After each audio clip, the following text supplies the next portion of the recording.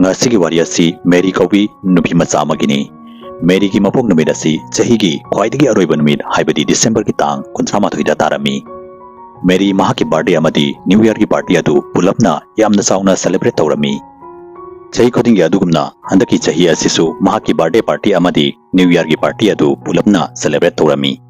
Handaki birthday asida mahaki manena magi damakta wirja board ama mahaki birthday gift oina pirami. Mary gi manena mahakna horror history amadi horror novels kayama paaba pamlami haibisi khanglami. Amadi mahaki birthday party da lakadoriba mamanaba amadi mamanabi singnasu horror history amadi horror novel kayama gift oina puraglamlani haiduna Mary gi manena magi damakta wirja board adu gift oina pikibani.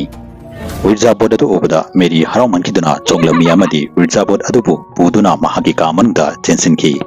Mary na mahakna luna tinazaba mamanabi amasu mahaki ka manungda puduna chalami.